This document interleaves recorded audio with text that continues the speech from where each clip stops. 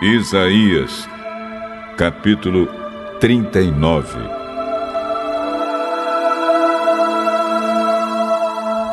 Por esse mesmo tempo, o rei da Babilônia, Merodach-Baladã, filho de Baladã, soube que o rei Ezequias havia estado doente, mas agora já estava bom. Então lhe mandou uma carta e um presente.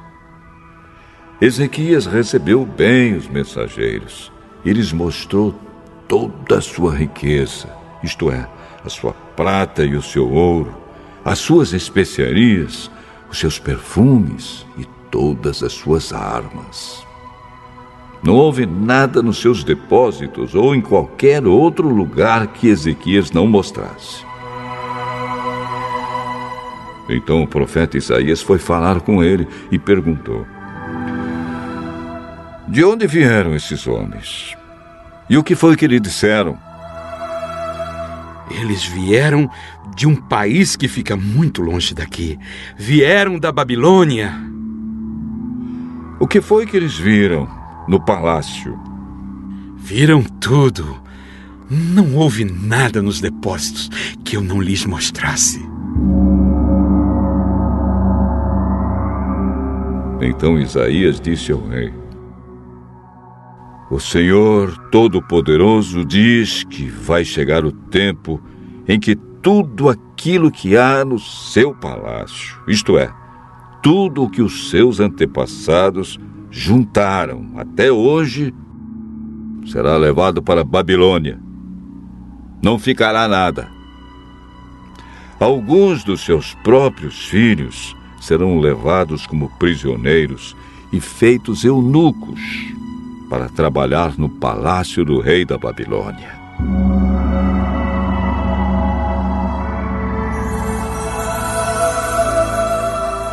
O rei Ezequias entendeu que isso queria dizer que durante a vida dele haveria paz e segurança.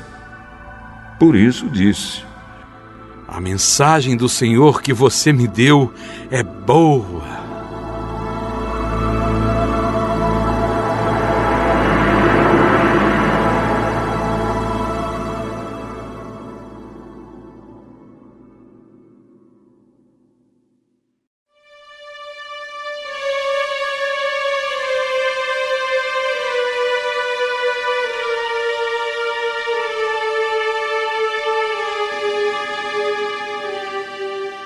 Isaías, capítulo 40.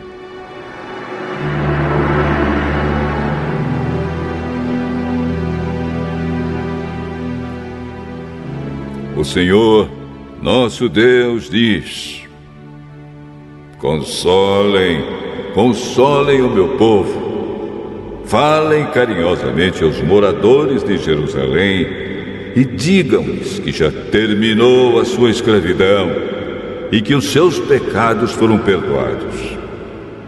Eles receberam de mim 2 vezes mais castigos do que os pecados que cometeram.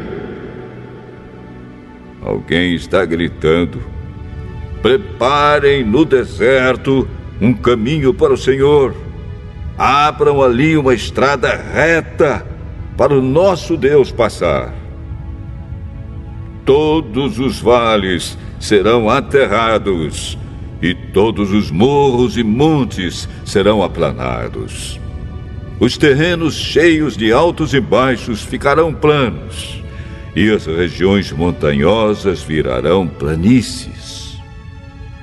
Então o Senhor mostrará a sua glória, e toda a humanidade a verá. O próprio Senhor Deus prometeu que vai fazer isso. Alguém diz: anuncie a mensagem. O que devo anunciar? Eu pergunto. Anuncie que todos os seres humanos são como a erva do campo, e toda a força deles é como uma flor do mato. A erva seca e as flores caem quando o sopro do Senhor passa por elas. De fato, o povo é como a erva. A erva seca, a flor cai, mas a palavra do nosso Deus dura para sempre. Você, mensageiro de boas notícias para Jerusalém, suba um alto monte. Você, mensageiro de boas notícias para Sião, entregue a sua mensagem em voz alta. Fale sem medo com as cidades de Judá e anuncie bem alto: o seu Deus está chegando. O Senhor Deus vem vindo cheio de força. Com o seu braço poderoso, ele conseguiu a vitória. E ele traz consigo o povo que ele salvou. Como um pastor cuida do seu rebanho, assim o Senhor cuidará do seu povo. Ele juntará os carneirinhos e os carregará no colo, e guiará com carinho as ovelhas que estão amamentando. Quem mediu a água do mar com as conchas das mãos, ou mediu o céu com os dedos? Quem, usando uma vasilha, calculou quanta terra existe no mundo inteiro, ou pesou as montanhas e os morros numa balança? Quem pode conhecer a mente do Senhor? Quem é capaz de lhe dar conselhos? Quem lhe deu lições ou ensinamentos? Quem lhe ensinou a julgar com justiça, ou quis fazê-lo aprender mais coisas, ou procurou lhe mostrar como ser sábio? Para o Senhor, todas as nações do mundo são como uma gota de água num balde, como um grão de poeira na balança. Ele carrega as ilhas distantes como se fossem um grão de areia. Em toda a região do Líbano não há animais suficientes para um sacrifício como Deus merece, nem árvores que cheguem para os queimar. Para ele, as nações não são nada. Na presença dele, elas não têm nenhum valor. Com quem Deus pode ser comparado? Com o que ele se parece? Ele não é como uma imagem feita por um artista, que um ourives reveste de ouro e cobre de enfeites de prata. Quem não pode comprar ouro ou prata, escolhe madeira de lei e procura um artista competente que faça uma imagem que fique firme no seu lugar. Será que vocês não sabem? Será que nunca ouviram falar disso? Não lhes contaram há muito tempo como o mundo foi criado? O Criador de todas as coisas é aquele que se senta no seu trono no céu. Ele está tão longe da terra que os seres humanos lhe parecem tão pequenos como formigas. Foi ele quem estendeu os céus como um véu, quem os armou como uma barraca para neles morar. É ele quem rebaixa reis poderosos e tira altas autoridades do poder. Eles são como plantas que brotaram há pouco e quase não têm raízes. Quando Deus sopra neles, eles murcham, e a ventania os leva para longe, como se fossem palha. Com quem vocês vão comparar o Santo Deus? Quem é igual a ele? Olhem para o céu e vejam as estrelas. Quem foi que as criou? Foi aquele que as faz sair em ordem como um exército. Ele sabe quantas são e chama cada uma pelo seu nome.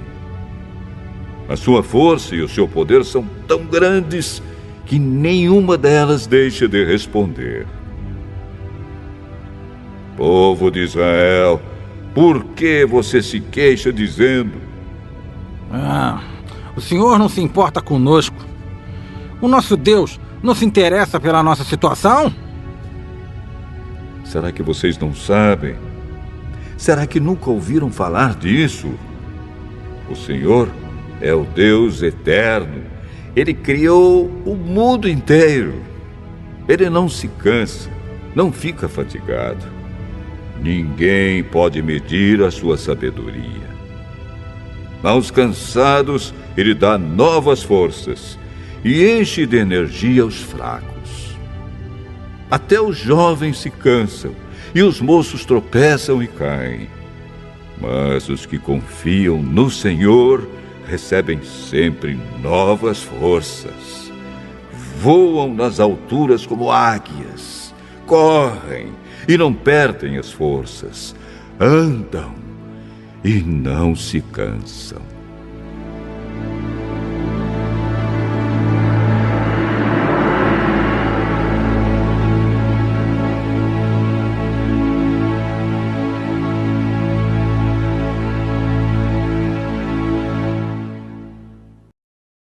Capítulo 3. Mensageiros de paz.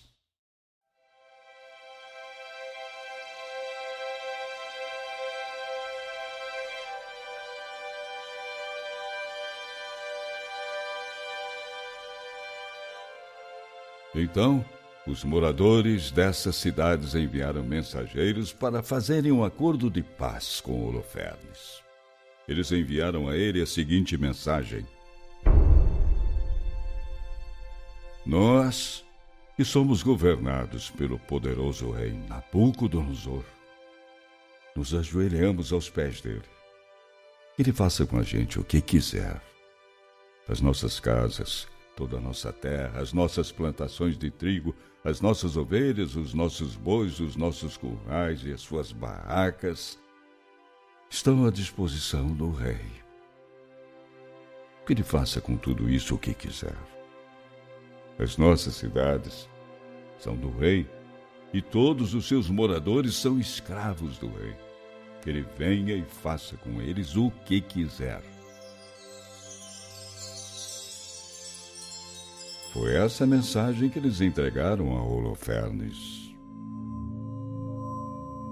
Aí, ele marchou com seu exército até o litoral do mar Mediterrâneo e colocou soldados nas cidades cercadas de muralhas. Em cada cidade, ele escolheu homens para ajudarem os seus soldados.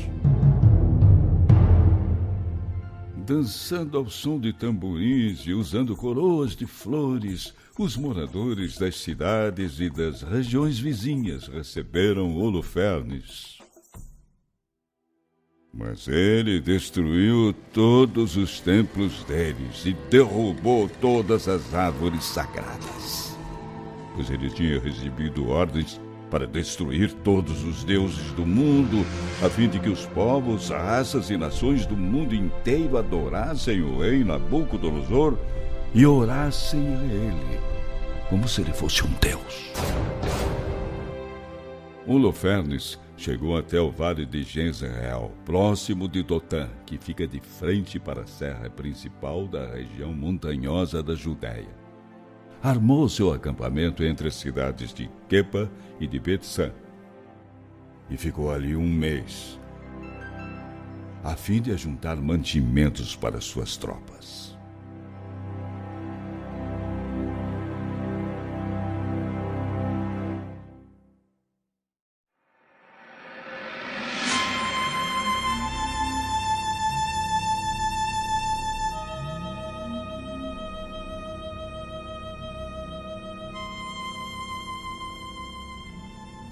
Atos, capítulo 13. Na igreja de Antioquia havia os seguintes profetas e mestres: Barnabé, Simeão, chamado o Negro, Lúcio de Cirene, Manaém, que havia sido criado junto com o governador Herodes, e Saulo. Certa vez, quando eles estavam adorando o Senhor e jejuando, o Espírito Santo disse: Separem para mim Barnabé e Saulo, a fim de fazerem o trabalho para o qual eu os tenho chamado. Então eles jejuaram e oraram, e puseram as mãos sobre Barnabé e Saulo, e os enviaram na sua missão. Barnabé e Saulo, tendo sido enviados pelo Espírito Santo, foram até a cidade de Seleucia e dali embarcaram para a ilha de Chipre.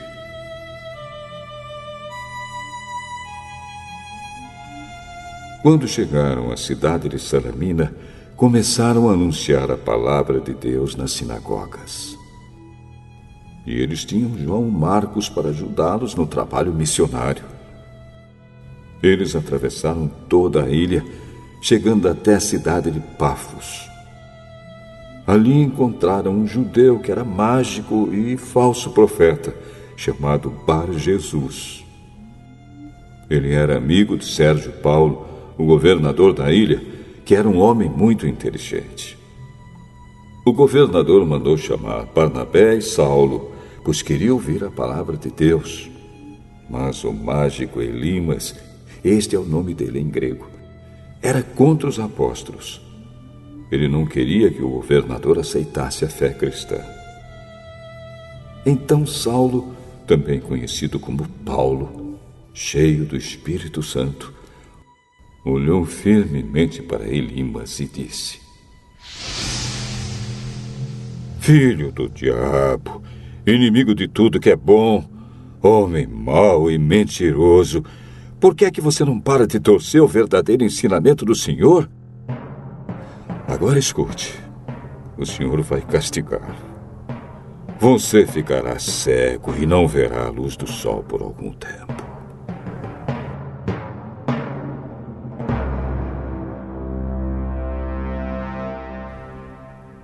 No mesmo instante, Elimas sentiu uma nuvem escura cobrir os seus olhos e ele começou a se virar para todos os lados, procurando alguém que o guiasse pela mão.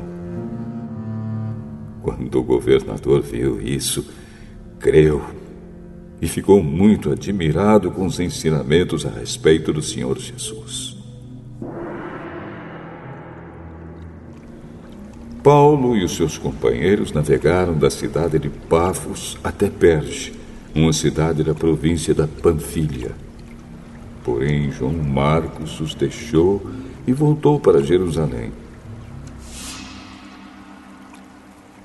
Eles continuaram a viagem, indo de Perge até a cidade de Antioquia, no distrito da Pisídia. No sábado, entraram na sinagoga e sentaram-se. Depois da leitura da lei de Moisés e dos livros dos profetas, os chefes da sinagoga mandaram dizer a eles: Irmãos, se vocês têm alguma palavra para animar o povo, podem falar agora. Então Paulo se levantou, fez um sinal com a mão, pedindo silêncio, e começou a dizer: Homens de Israel e todos vocês não-judeus que temem a Deus, escutem.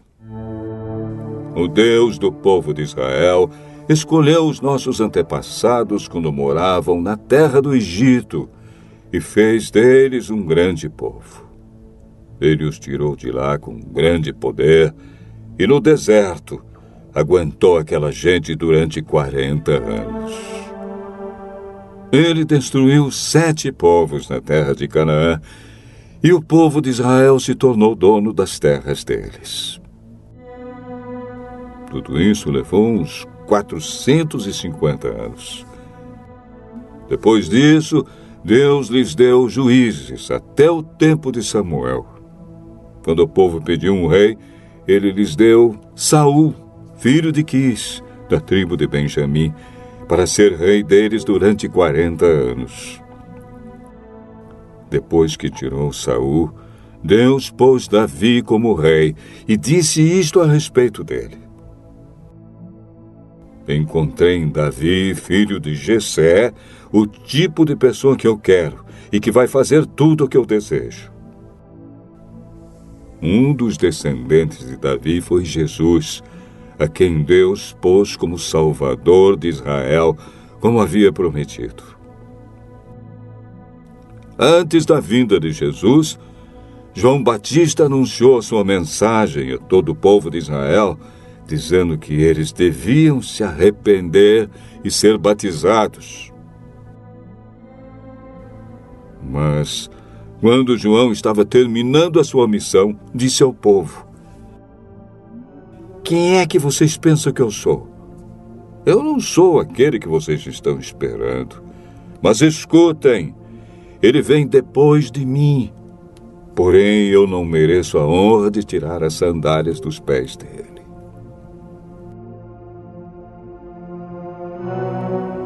Paulo continuou: "Meus irmãos, descendentes de Abraão, e também vocês, não-judeus que temem a Deus, escutem.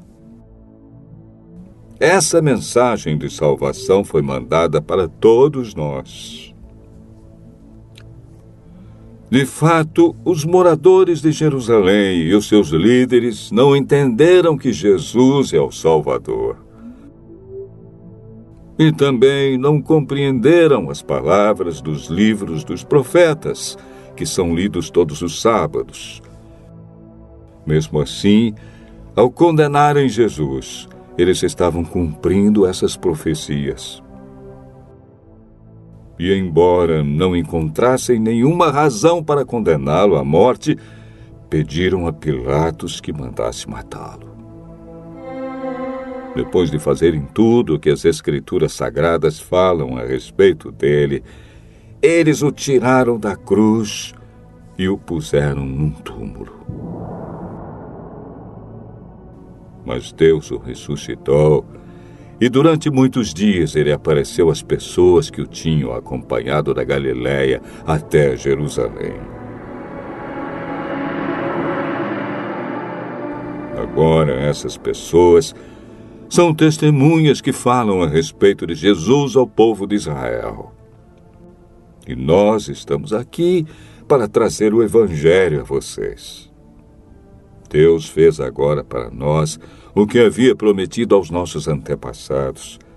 Ele ressuscitou Jesus, como está escrito no Salmo número 2. Você é o meu filho, hoje eu me tornei o seu pai. E foi isto que Deus disse a respeito da ressurreição de Jesus, afirmando que ele nunca seria destruído pela morte. Eu vou dar a vocês as bênçãos sagradas e certas que prometia Davi. E em outra parte das Escrituras, lemos também: Tu não deixarás que o teu dedicado servo apodreça na sepultura. E Paulo disse ainda: Na verdade, Davi, no seu tempo, cumpriu os planos de Deus. Depois morreu, foi sepultado ao lado dos seus antepassados e apodreceu na sepultura. Mas isso não aconteceu com aquele que Deus ressuscitou. Meus irmãos, todos vocês precisam saber com certeza que é por meio de Jesus que a mensagem do perdão de pecados é anunciada a vocês. Precisam saber também que quem crê é libertado de todos os pecados dos quais a lei de Moisés não pode livrar. Portanto, tenham cuidado para que não aconteça o que os profetas disseram. Prestem atenção, vocês que zombam de Deus. Fiquem espantados e morram, pois o que vou fazer agora é uma coisa em que vocês não acreditariam, mesmo que alguém explicasse.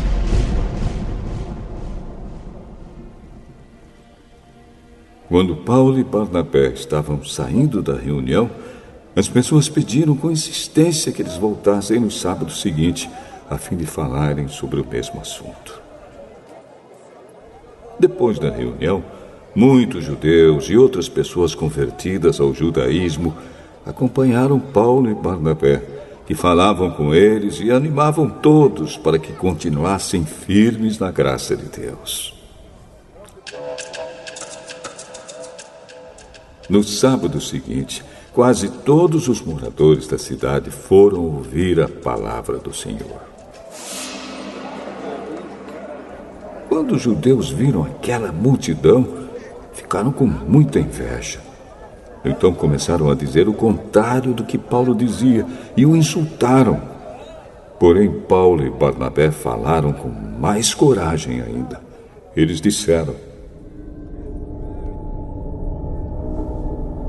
era necessário que a palavra de Deus fosse anunciada primeiro a vocês que são judeus.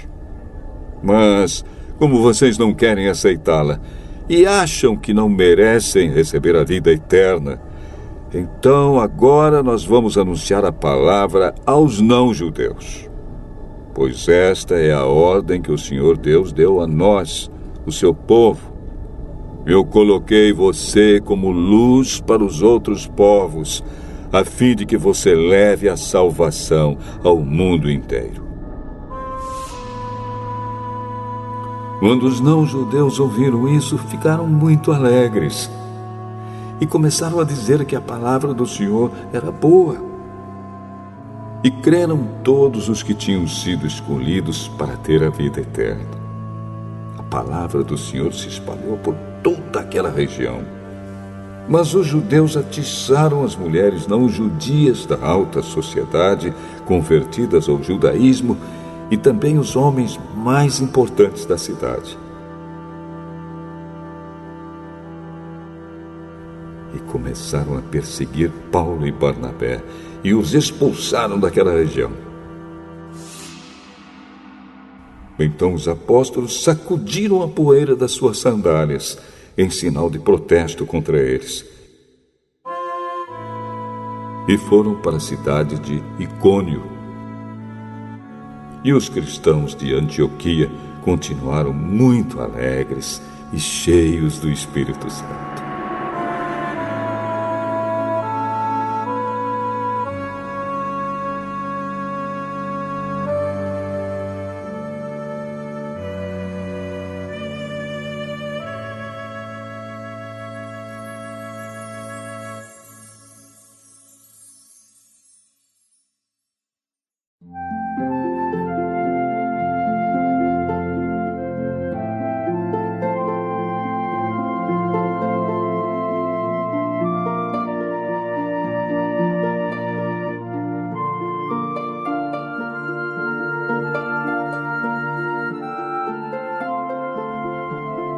Salmo 90. Oração de Moisés, homem de Deus.